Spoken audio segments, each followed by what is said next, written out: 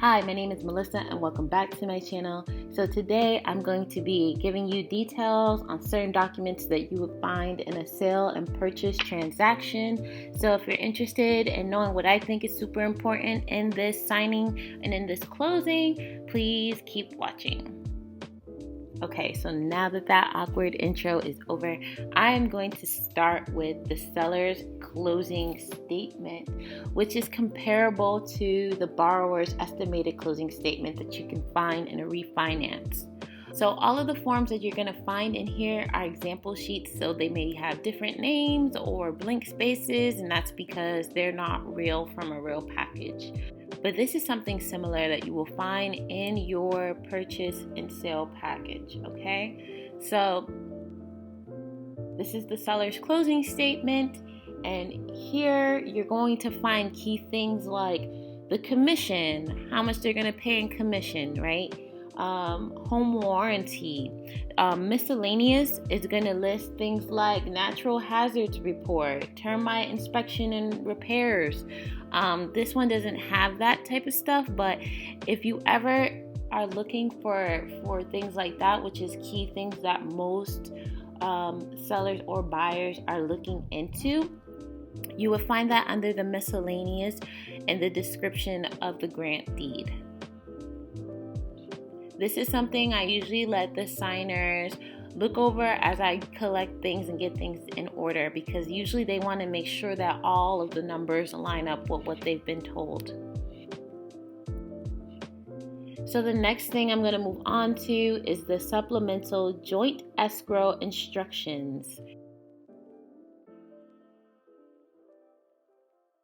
Okay, so here's an example of what that would look like, right? It has the initial deposit prior to close.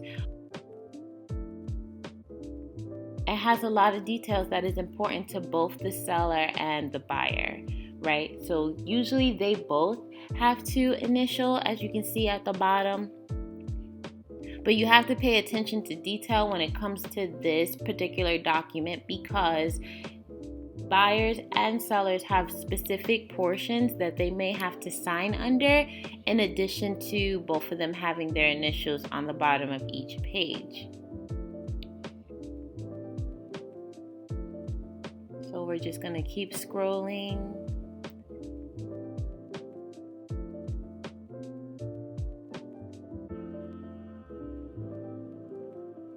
So you see here, buyer's signature. Don't skip over that seller's signature. They have very specific things that they need to sign for and acknowledge that they've seen, in addition to their initials at the bottom. So the next important document in this package is going to be the grant deed. This is a document that requires notarization. You're going to perform an acknowledgement on this one. So usually this information is going to be populated by the escrow or the title company, whoever's sending you out. And then obviously you would complete this acknowledgement here.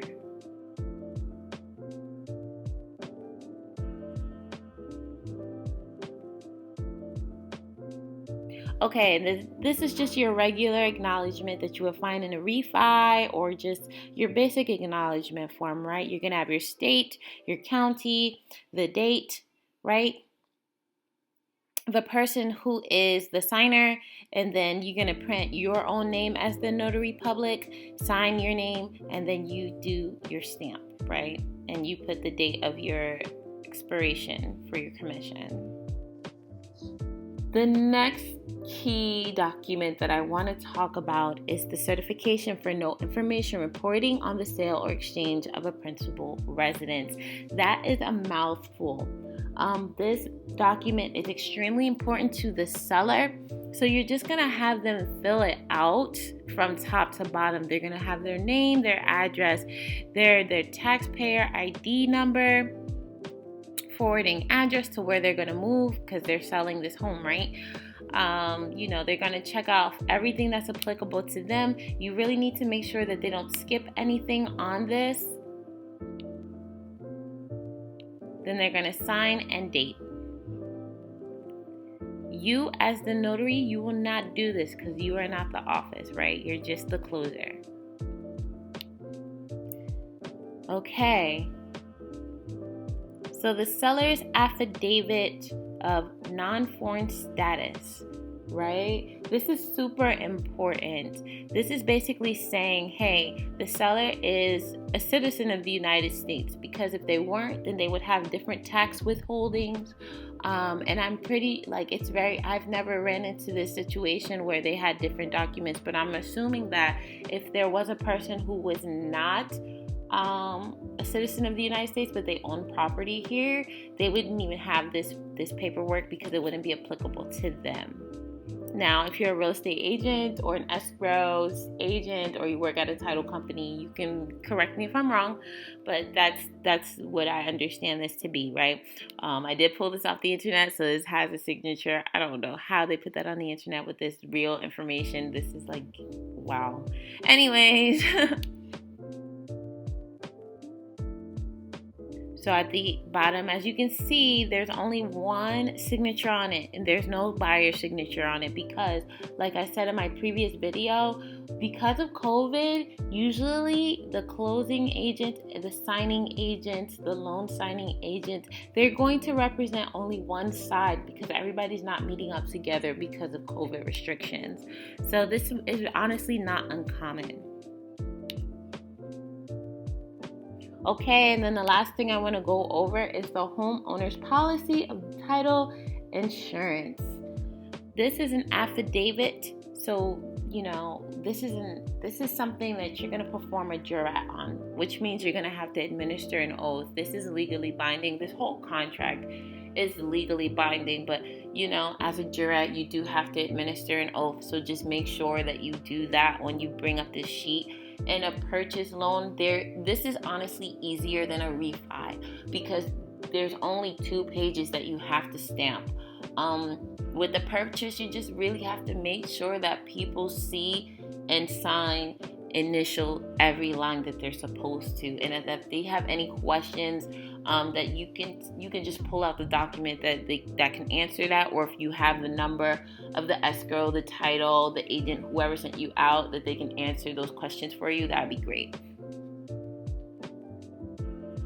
So if it was me, I would just hand this right on over to them, allow them to read through it, sign, date, place their address, do everything that they need to do, right? And then obviously, like I said before, this is an example sheet, so we're using a different state, but your state would go here, the county would go here, and this is the county of where you're performing the notarization. Date, signature of the owner, right? Printed name of the owner, date again, and then you're going to sign and stamp. So that is it. A very quick video. It's not hard to do a purchase loan, especially if you've already been doing refis, because there is a lot of commonalities. But like I said in my previous video, the biggest difference you're going to see is that 1, you're going to be between 2 parties, and then 2, honestly, there's less notarization to be done in this package.